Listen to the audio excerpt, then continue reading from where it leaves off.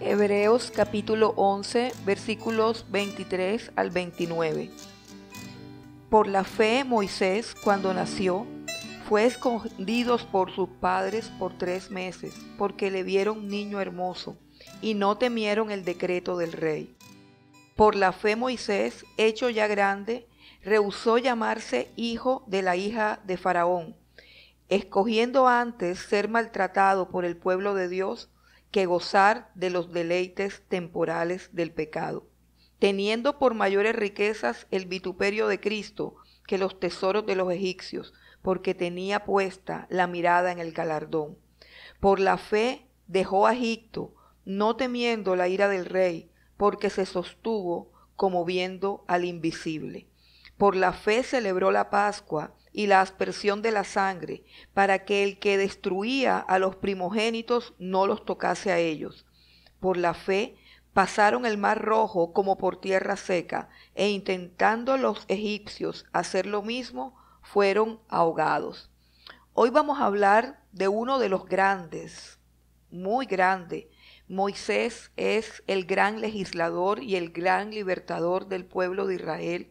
Delante de él hay que bajar la cabeza, hay que hacer reverencia, porque este es un hombre que para los judíos, para la historia y para el cristianismo es un hombre grande, es un gran hombre de Dios.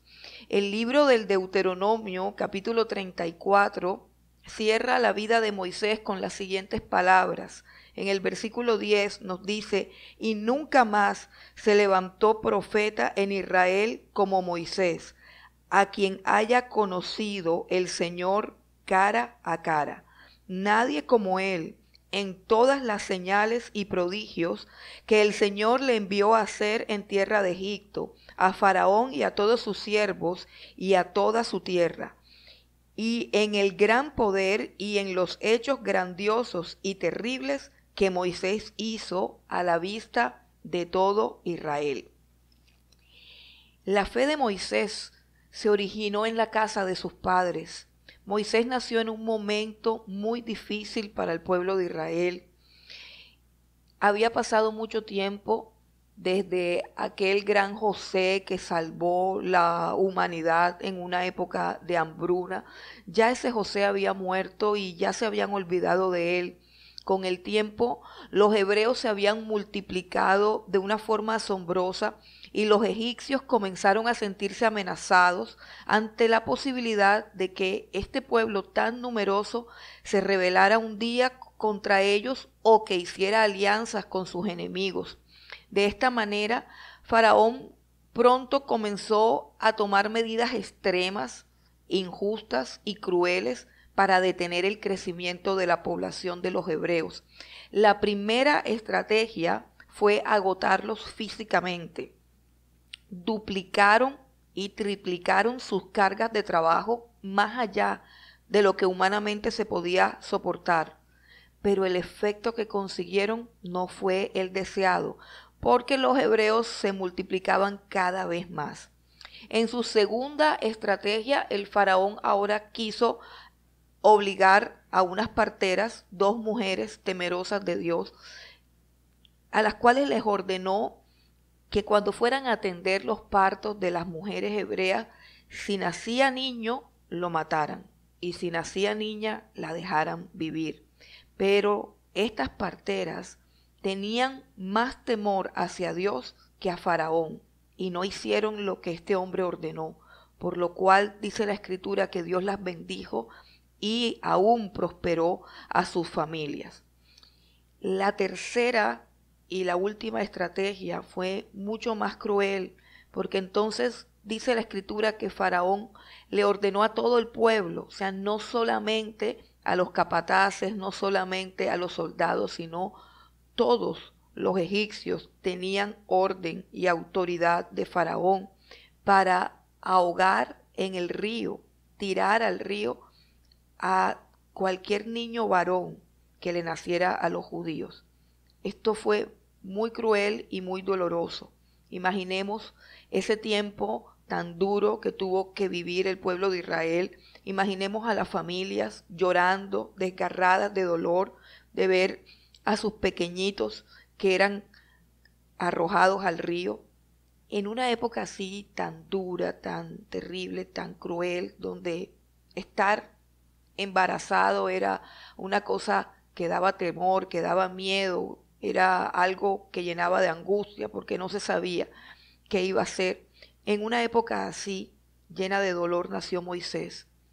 Podemos imaginar la angustia de su madre cuando dio a luz, cuando contempló por primera vez el rostro de su bebé y sintió el dolor de saber que siendo varón iba a ser sacrificado, iba a ser arrojado.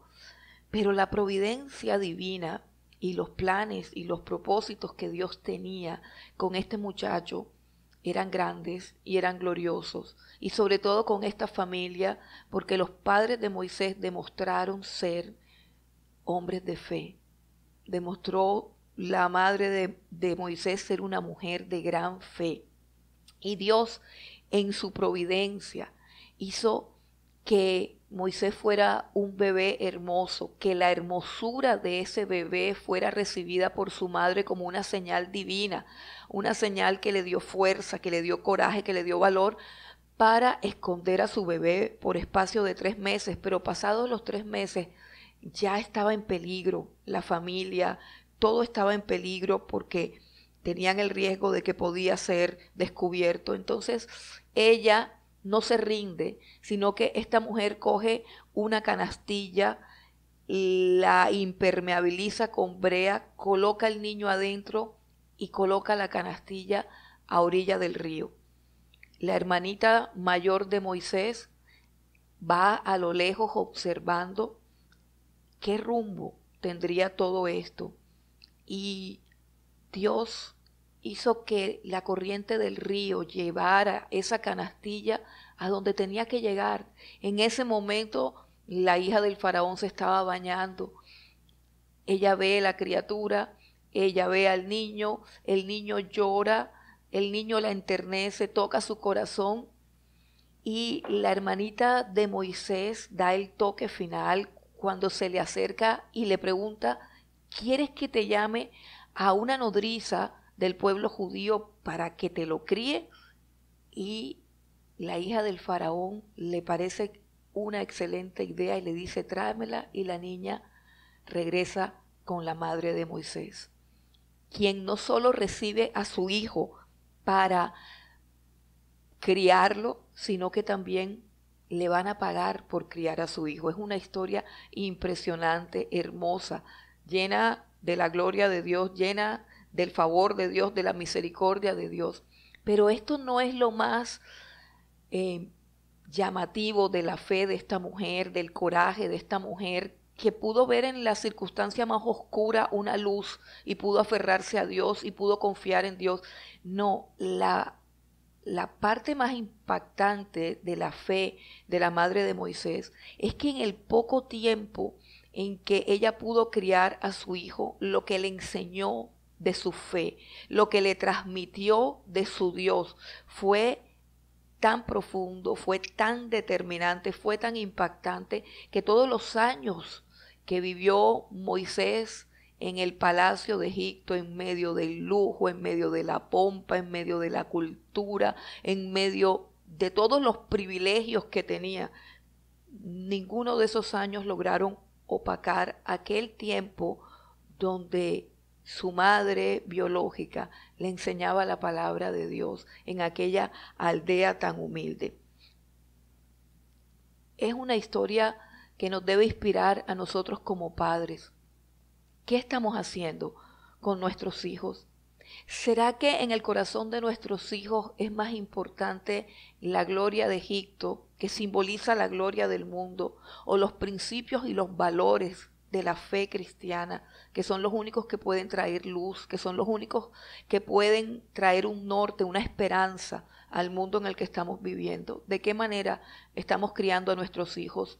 Ojalá que la historia de los padres de Moisés nos inspire, para que nos despojemos del egoísmo, nos despojemos del materialismo, nos despojemos de la posesividad egoísta y entendamos que nuestros hijos le pertenecen a Dios, que son prestados y que debemos criarlos para que glorifiquen a Dios y para que ayuden en la extensión de su reino, que nuestros hijos puedan llevar a la humanidad un legado, que puedan edificar el mundo con sus vidas, que esta historia nos edifique para eso.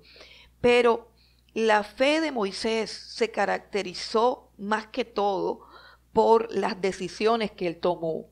En el versículo 24 dice: por la fe Moisés, hecho ya grande, rehusó llamarse hijo de la hija de Faraón. Y eso significa que él llegó a la madurez de su vida. La Biblia dice que tenía 40 años cuando sucedieron estas cosas, cuando él tomó esta decisión.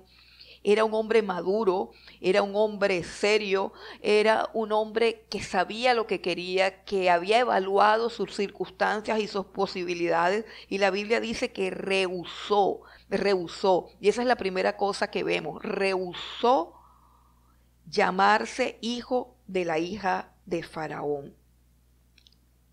¿Qué significaba eso? ¿Qué era lo que realmente estaba rehusándose Moisés? Era un gran privilegio.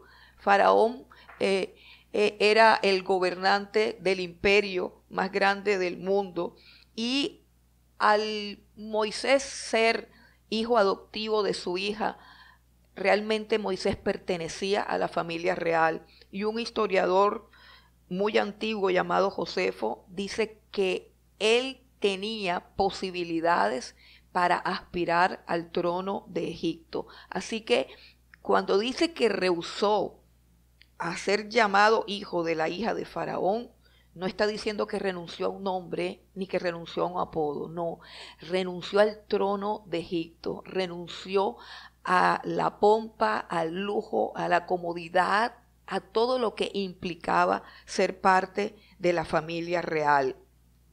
Renunció a eso.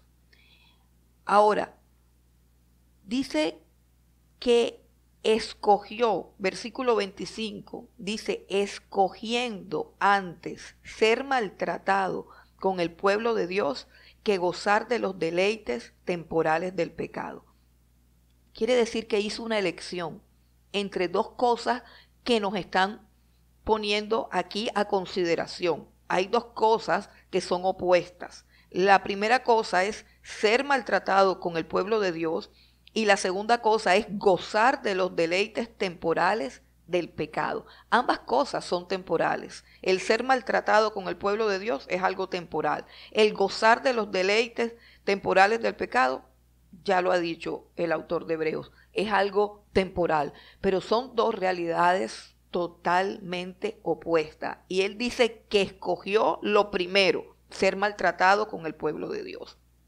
Ahora, el autor de Hebreos se va adentrando cada vez más en la mente de Moisés, en la manera como él percibe las cosas, en la manera como él piensa, ¿cierto? Porque tenemos que ha hecho una elección, pero si nosotros observamos la elección de Moisés, nos vamos a dar cuenta que a simple vista es una elección absurda, es una elección torpe.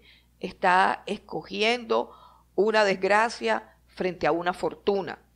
Pero yendo más allá, dice el versículo 26, teniendo por mayores riquezas el vituperio de Cristo que los tesoros de los egipcios. Entonces, ahora aquí hay un cambio entre las dos cosas.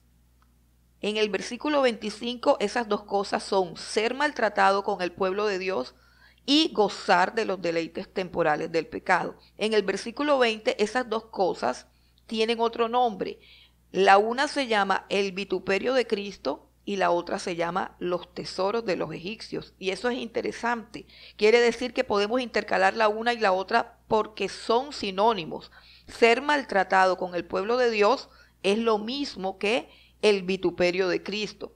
Y gozar de los deleites temporales del pecado es lo mismo que los tesoros de los egipcios. Entonces es algo muy interesante porque lo primero que tiene que ver con ser maltratado con el pueblo de Dios, tiene que ver con el vituperio de Cristo en el sentido de que todas las personas que deciden seguir a Cristo, al Cristo de la Biblia, con todo lo que Él es, con todo lo que Él demanda y con todo lo que Él promete, al verdadero Jesús, al que nos llama a entrar por la puerta estrecha, al que nos dice que si alguno quiere ir en pos de Él, niéguese a sí mismo, tome su cruz y sígame. O sea, el Cristo verdadero, el Cristo que aparece en la Biblia, el Cristo que fue crucificado, el Cristo que fue inmolado, que fue burlado, que fue difamado, que fue torturado, que fue calumniado, perseguido, falsamente acusado, despreciado, desechado. Ese es el vituperio de Cristo. Cristo nos llama, y aunque nos llama a su gloria, y aunque nos llama a la salvación, aunque nos llama a la vida eterna, aunque nos llama al gozo de su presencia y a una cantidad de bendiciones, ese llamado incluye su vituperio. Ese llamado incluye un proceso a través del cual vamos nosotros a recibir en gran parte algo del desprecio, algo de la persecución, algo de las burlas, algo del escarnio, algo de lo que Él sufrió.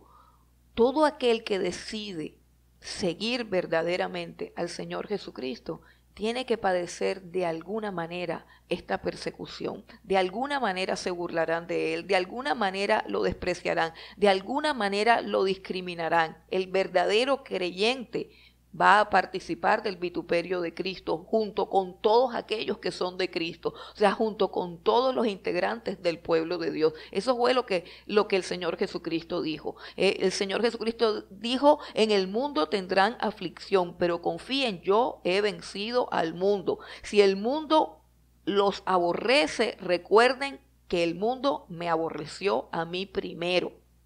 Entonces, aquí tenemos que Moisés está escogiendo ese vituperio por encima de algo que parece glorioso, algo que parece atractivo, los tesoros de los egipcios. ¿Por qué? Porque ¿cuáles son los tesoros de los egipcios? El deleite. El tesoro de los egipcios es poder deleitarse en su fama, en su gloria, en su esplendor, en su abundancia, mientras que el pueblo de Israel es azotado, mientras que el pueblo de Israel es esclavizado, mientras que el pueblo de Israel es oprimido. Sabemos ahora por el versículo 26 que en la mente y en el corazón de Moisés, el vituperio de Cristo, el maltrato con el pueblo de Dios, él lo considera una mayor riqueza que los deleites de Egipto. Hasta allí entendemos un poquito más la mente de Moisés, pero continúa siendo absurdo que él considere que hay mayor riqueza, que hay mayor beneficio, que hay mayor bienestar, que hay mayor ganancia en escoger el vituperio de Cristo que los tesoros de los egipcios. El escogerse el maltratado que escoger disfrutar de los deleites del pecado. Tampoco tiene sentido hasta allí. Si tuviese sentido, estaríamos siendo religiosos y diciendo sí, porque se trata de Cristo. Pero eso no sería algo que nosotros pudiésemos comprobar. Sería algo que no tuviera sentido si simplemente dijera que en la mente de Moisés eso era más valioso. No se trataba de que él tuviera un sistema de pensamiento contrario al del resto del mundo. No se trataba de eso. Se trataba de que él podía ver más allá de lo que estaba por delante. Dice el versículo 26, teniendo por mayores riquezas el vituperio de Cristo que los tesoros de los egipcios, porque tenía puesta la mirada en el galardón. Aquí está la razón. Aquí está la razón que enfoca la fe de Moisés. Y volvemos nuevamente, para entender a Moisés, tenemos que volver a la definición de fe que el autor nos da al inicio de este capítulo 11 y dice: la fe es la certeza o la sustancia de lo que se espera y la convicción o la evidencia de lo que no se ve. Y aquí no nos están diciendo que Moisés es un místico, que Moisés es un religioso, que Moisés es un masoquista, que está escogiendo el dolor por el simple hecho de escoger el dolor, que está escogiendo el sufrimiento frente al gozo por el simple hecho de escoger el sufrimiento frente al gozo, porque simplemente es una persona mística, porque simplemente es una persona religiosa. No, la fe no es misticismo, la fe no es alienación de la realidad, la fe no es absurda, la fe no es religión. Todos tienen religión, pero no todos tienen fe para agradar a Dios. La fe es poder ver más allá de las circunstancias. La fe es poder ver lo que él está viendo. Y dice la Escritura: porque tenía puesta la mirada en el galardón. Estaba viendo con sus ojos espirituales. Estaba viendo con los ojos de la fe una realidad que los incrédulos no pueden ver. Solo la pueden ver los hombres y mujeres que tienen fe. Él consideró esto porque él veía más allá. La fe es una luz que Dios enciende en la oscuridad de nuestro entendimiento y que nos permite ver lo invisible y lo eterno. Nos permite ver lo invisible y nos permite ver lo eterno. La fe no es absurda, la fe no es locura, la fe es Dios dándonos visión a nuestros ojos espirituales que fueron cegados, como dice 2 de Corintios capítulo 4. Vamos y leemos 2 de Corintios capítulo 4, donde dice que nuestros ojos fueron cegados, nuestro entendimiento fue cegado por el Dios de este mundo. 2 de Corintios capítulo 4, versículo 4 dice: en los cuales el Dios de este siglo cegó el entendimiento de los incrédulos para que no les resplandezca la luz del evangelio de la gloria de Cristo, el cual es la imagen de Dios. Los ojos de los incrédulos están cegados y no pueden ver la gloria de Dios en el Señor Jesucristo. Y el versículo 6 dice: porque Dios, que mandó que de las tinieblas resplandeciese la luz, es el que resplandeció en nuestros corazones para iluminación del conocimiento de la gloria de Dios en la faz de Jesucristo. Mire lo que está diciendo. Dice que de la misma manera como Dios le ordenó a las tinieblas, hágase la luz, y la luz se hizo, así de la misma manera Dios viene a nuestra vida y nos da la fe que abre nuestros ojos espirituales y que nos permite ver realidades que son invisibles para los ojos físicos, pero que son más reales que las que nuestros ojos físicos pueden ver. La fe es la evidencia de lo que no se ve. Y aquí dice la Escritura que Moisés tomó esa decisión no por místico, no por religioso, no porque le hubiesen lavado el cerebro. La fe no es el resultado de un simple adoctrinamiento, no. La fe es el resultado de una experiencia con Dios, donde Dios llega a mi vida, alumbra mi entendimiento y me permite ver lo que antes no veía. Uno de los himnos más famosos, el himno Sublime Gracia, dice: yo fui ciego, pero ahora veo. Y en eso consiste cuando Dios llega a nuestras vidas. Moisés tenía la mirada puesta en el galardón. Y no fue una visión fugaz, no fue algo como un éxtasis místico que en un momento tuvo una visión. No, dice que tenía la mirada puesta en el galardón. O sea que Moisés se mantenía con sus ojos puestos en aquello que no se podía ver con sus ojos físicos, pero sus ojos espirituales, su mente, su corazón, lo más profundo de su ser estaba concentrado en una realidad. Hay un galardón más allá de la persecución contra mi pueblo. Más allá del maltrato hacia el pueblo de Dios, hay una gloria, hay una luz, hay una recompensa, hay un galardón que puedo ver con mis ojos, y mis ojos están clavados en ese galardón, y mis ojos están concentrados permanentemente en ese galardón, y eso es lo que hace que Moisés tome las decisiones que está tomando. Ahora dice que él consideraba que era de mayor riqueza el vituperio de Cristo. Él consideraba que ese premio era superior porque lo podía ver, porque lo podía contemplar. Esta es la fe de Moisés, es una fe que ve, no es una fe absurda, no es una fe loca, y es una fe permanente, siempre pensando en lo mismo, siempre pensando en el galardón, siempre con un norte. Hoy en día nosotros tenemos toda una gama de ofertas místicas, de ofertas religiosas, espirituales. Cada quien busca una religión que se acomode a su estilo de vida y le traiga paz mental, paz emocional. La gente va de una práctica a otra. Los gurús espirituales están a la orden del día con sus ofertas de felicidad, paz mental, niveles profundos de conciencia, liberación emocional, una cantidad de palabras infladas y técnicas orientales. Hoy profesan una cosa, mañana profesan otra, un poquito de Biblia, un predicador favorito, unas alabanzas, un poco de yoga para relajarnos, algo de meditación trascendental. Nos entretienen un rato y luego llega otra moda y así siguen. Esta es una sociedad tan vacía, tan hueca, sin sentido, hambrienta de emociones y con comezón de oír cosas nuevas. De tal manera que los falsos maestros, como los gurús orientales, hacen fácilmente mercadería con todos ellos. Y el Señor Jesucristo está clamando desde siglos a la humanidad la misma verdad sencilla de su evangelio. El único evangelio que existe, el único evangelio real, el único evangelio que salva, el único que te lleva a la gloria.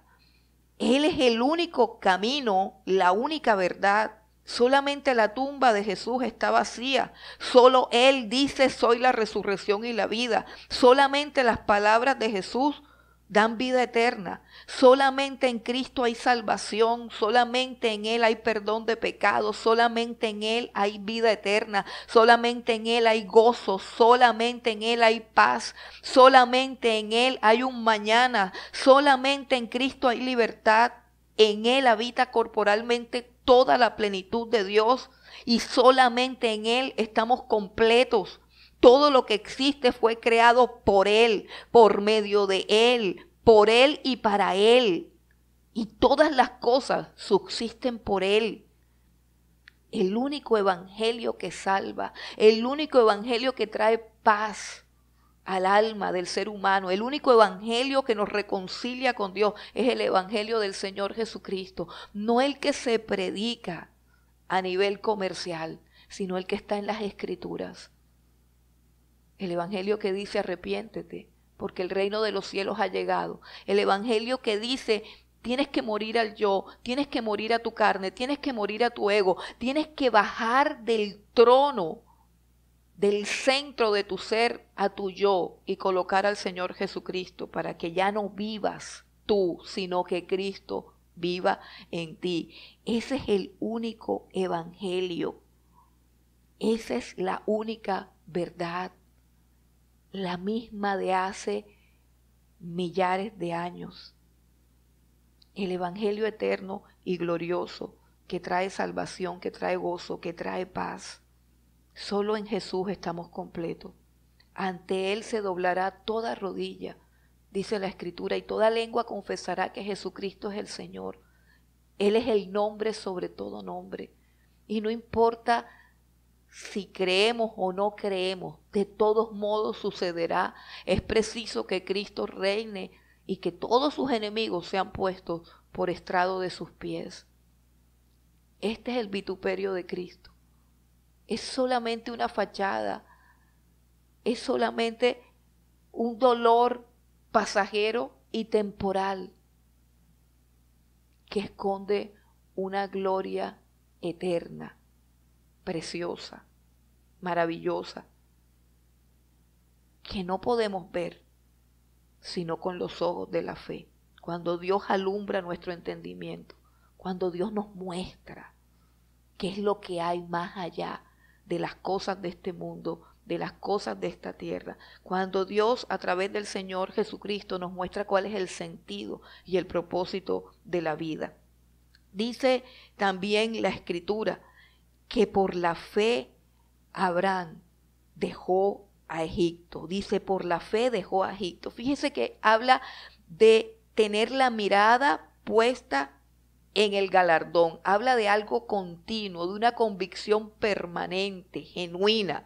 Dice, ahora, esa convicción fue creciendo cada vez dentro de su corazón hasta el punto que él definitivamente deja a Egipto. Dice, por la fe dejó a Egipto, no temiendo la ira del rey. Y es que la fe te hace ver el mundo como realmente es y hace que veas a los hombres como realmente son. De modo que ya el mundo no te va a impresionar tanto, ni vas a desear todo lo que él te ofrece con tanta pasión y con tanta vehemencia. Y por otra parte, tampoco te va a dar miedo lo que el hombre te pueda hacer.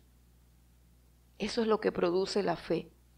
Libertad del mundo y libertad del temor. Dice que por la fe dejó a Egipto sin temer la ira del rey. ¿Y por qué no tenía temor? Porque ciertamente Faraón era supremamente poderoso. Había destruido a muchísimas personas, había destruido muchísimos imperios. Y Moisés era un hombre frágil. Moisés era un hombre susceptible. Moisés era un hombre manso. Moisés tenía temores. Había desarrollado inseguridades.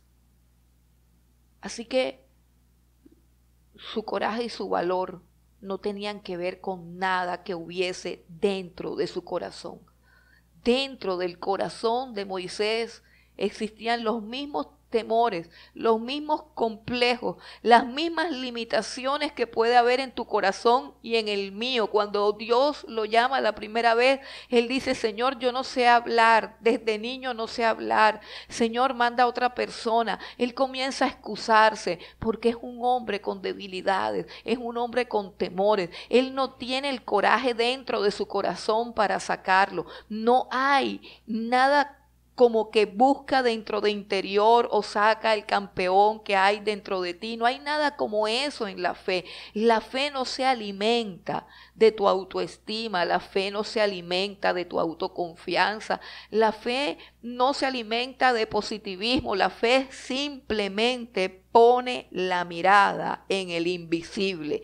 Dice, por la fe dejó a Egipto, no temiendo la ira del rey, porque se sostuvo, versículo 27, porque se sostuvo como viendo al invisible. La fe es la certeza de lo que se espera, la convicción de lo que no se ve. Y él pudo despojarse finalmente de Egipto y pudo avanzar en el plan que Dios tenía con él. El versículo 28 dice que por la fe Moisés celebró la Pascua. Por la fe celebró la Pascua. Y ahora pasamos de sufrimiento, ahora pasamos de vituperio, ahora pasamos a celebración. ¿Qué era la Pascua? ¿O qué es la Pascua? La primera vez que celebraron la Pascua fue precisamente el día que salieron de Egipto. Dios ordenó que cada familia hebrea tomara un cordero y lo sacrificara a las 3 de la tarde. Luego tenían que comerlo completo, asado al fuego. Pero lo más significativo era que tenía que untar las puertas, los marcos de las puertas de su casa con esa sangre. Porque esa noche Dios ejecutaría un juicio sobre la tierra y morirían todos los hijos primogénitos varones. Esta era la 10ª plaga que Dios enviaba sobre todos los dioses de Egipto para quebrantar el corazón del faraón y hacer que él finalmente cediera y los dejara salir. Pero ni aún así, ni aún con las 9 plagas, el faraón se ha arrepentido de retener al pueblo de Dios y no lo dejaba partir. Pero con esta plaga fue diferente. La sangre en los marcos de las casas de los judíos eran una señal para que el ángel de la muerte pasara de largo y no hiciera morir al primogénito de aquella casa. Esa sangre representa la sangre que el Señor Jesucristo derramó por nuestros pecados para librarnos de la muerte eterna en la cruz del Calvario. Esto es una parte del gran galardón que Dios nos muestra a través de su palabra. Quiero que leamos algo de esa noche, la noche de la Pascua, que Moisés celebró en Éxodo capítulo 12. Vamos a leer versículos 7 y 8, las instrucciones que Dios dio al respecto de la Pascua. Dice el versículo 7, y tomarán de la sangre y la pondrán en los postes y en el dintel de las casas en que lo han de comer. Y aquella noche comerán la carne asada al fuego y panes sin levadura, con hierbas amargas lo comerán. Versículo 11, y lo comeréis así, ceñidos vuestros lomos, vuestro calzado en vuestros pies y vuestro bordón en vuestra mano, y lo comeréis apresuradamente, es la Pascua del Señor. Pues yo pasaré aquella noche por la tierra de Egipto, y heriré a todo primogénito en la tierra de Egipto, así de los hombres como de las bestias, y ejecutaré mis juicios en todos los dioses de Egipto, yo el Señor. Y la sangre os será por señal en las casas donde vosotros estéis, y veré la sangre y pasaré de vosotros, y no habrá en vosotros plaga de mortandad cuando hiera la tierra de Egipto. Esta es la noche de la Pascua. Esta es la noche en que el pueblo de Israel sale y es libertado de la esclavitud de Egipto. Esa noche tipifica la noche en que Cristo fue entregado, la noche en que Cristo fue traicionado, la noche en que Cristo en el Getsemaní le dijo al Padre, Señor, si quieres pasa de mí esta copa, pero que se haga tu voluntad y no la mía. Y la voluntad del Padre es que tú y yo seamos reconciliados, es que tú y yo nos volvamos a Él, es que tú y yo tengamos comunión con Dios, pero nuestros pecados no pueden ser pasados por alto porque Dios es un Dios de justicia. Y el Señor Jesús ofrece su cuerpo y ofrece su vida para pagar el precio que tú y yo teníamos que pagar para poder volvernos a Dios.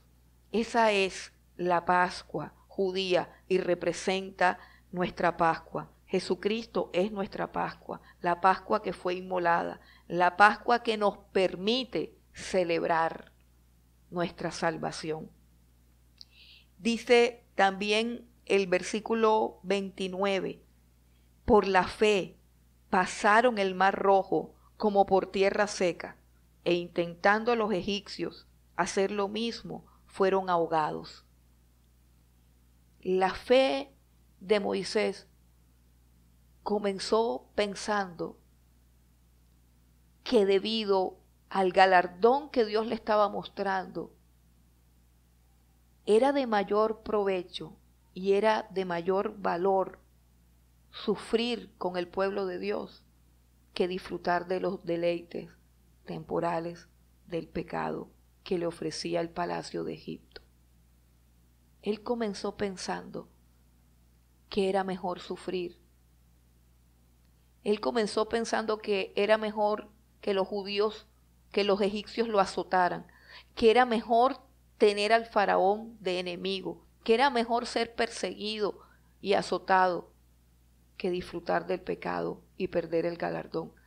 Su fe comenzó así y fue avanzando hasta el punto de que tanto Moisés como el pueblo de Israel, dice la Escritura, pudieron no solamente pasar por el mar rojo que se abre delante de ellos, por la fe de Moisés. Moisés extiende la vara, el mar rojo se abre y todo el pueblo de Dios comienza a pasar por en medio del mar rojo por la fe. Comienzan a atravesar y comienzan a pasar. Los egipcios vienen detrás de ellos y ven que el mar rojo se les abre y se aventuran a meterse también. Pero el mar, que fue para el pueblo judío un camino para escapar, un camino de vida, un camino de libertad, para el pueblo egipcio fue un camino de muerte y destrucción. El mar se cerró sobre ellos. Y lo más impactante y lo que más me gusta de esta historia es que cuando ellos pasaron al otro lado, cuando ellos terminaron de atravesar el Mar Rojo y pasaron al otro lado, la orilla de las olas del mar trajo delante de ellos los cadáveres de todos aquellos egipcios que los habían oprimido, los carruajes desbaratados del faraón y de todos sus ejércitos. Ellos lo pudieron contemplar. Estas eran las cosas que ellos podían ver por la fe y que ahora las están viendo con sus propios ojos. Fueron libertados por su fe, fueron libertados de la esclavitud, fueron libertados de Egipto, fueron libertados de Faraón. Y la Biblia dice, el apóstol Pablo escribe que todas estas cosas se escribieron para que nosotros aprendiéramos. Así que nosotros somos llamados a tomar las mismas decisiones que tomó Moisés. La pregunta es si tú puedes ver, si tú puedes ver a través de la luz que el Señor nos trae con su palabra, si tú puedes ver el galardón que hay en la persona del Señor Jesucristo, si tú puedes contemplar todas las promesas de Dios y puedes darte cuenta que es mejor el vituperio de Cristo, porque detrás de Él está su gloria, porque está su presencia, porque están sus bendiciones, porque están sus promesas, porque está la vida eterna, porque está la gloria de Dios. ¿Puedes tú contemplar esas realidades? Yo te invito a que cierres tus ojos y hagas conmigo esta oración. Señor Jesucristo, te pido en esta hora que alumbres mi mente, mis pensamientos y que me des ojos para ver tu gloria, que me des oídos para escuchar tu voz, que me des la fe que necesito para abandonar lo que tengo que abandonar e ir en pos de tu galardón. Dame tu luz, dame tu verdad y guíame en tus caminos, Señor. En el nombre de Jesús. Amén.